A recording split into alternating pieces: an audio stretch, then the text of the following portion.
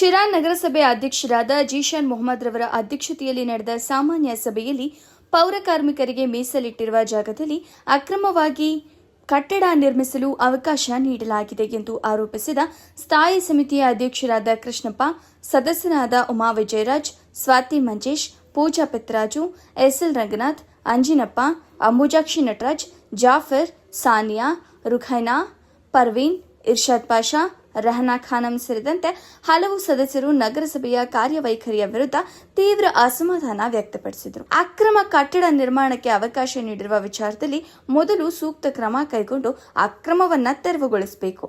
ಅಲ್ಲಿಯವರೆಗೆ ಸಾಮಾನ್ಯ ಸಭೆ ನಡೆಸಲು ಅವಕಾಶ ನೀಡುವುದಿಲ್ಲ ಎಂದು ಸದಸ್ಯರು ಪಟ್ಟು ಹಿಡಿದರು.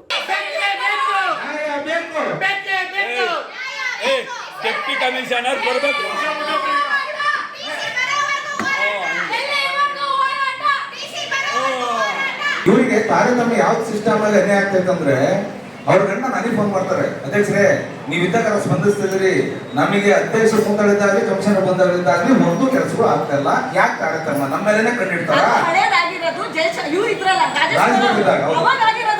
ರಾಜೇಶ್ ಗೌಡರಿದ್ದಾಗ ನಾವಿದ್ದಾಗ ಕೆಲಸ ಬಿಟ್ರೆ ಪಾಪ ಇವತ್ತಿನವರೆಗೂ ಒಂದು ಕೆಲಸ ಆಗಿಲ್ಲ.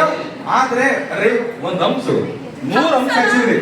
ಒಂದ್ ಅಂಶ ಅವರು ಒಬ್ಬ ಸದಸ್ಯರು ಕೇಳ್ತಾರಂದ್ರೆ ಯಾವ ಬೇರೆ ಸದಸ್ಯರು ಮಾತು ಕೇಳಿ ಅಲ್ಲಿ ಅಂಶಾಕ್ಷನ್ ಅಂದ್ರೆ ಅವ್ರಿಗೆ ಎಷ್ಟು ಅನ್ಯಾಯ ಆಗಬೇಕು, ಅವ್ರಿಗೆ ಎಷ್ಟು ಒಟ್ಟ ಇರ್ಬೇಕು. ಅಲ್ಲ ಯಾಕೆ ಹಾಕ್ಬಿಟ್ಟಲ್ಲ ಲೈಟ್ ಒಂದ್ ಲೈಟ್ ಸರಿ ಮಾಡ್ತಾರ ಅಲ್ಲ ಈ ಕಾರಣಕ್ಕೆ ಯಾಕೆ ಮಾಡ್ತೀರಿ ಅಂದ್ರೆ ಈಗ ಅಧ್ಯಕ್ಷರು ಅವ್ರ ಮೇಲೆ ಕಂಡ್ಬಿಡ್ತಾರ ಮಾಡ್ಬೇಡಿ ಕೆಲಸ ಅವ್ರ ಒಳ್ಳೆಗ ಅಂತ, ಮತ್ತೆ ಯಾಕೆ ಕೆಲಸ ಮಾಡಿಸ್ತಾರಲ್ಲ ಅವ್ರ ಒಳ್ಳೆಗೆ.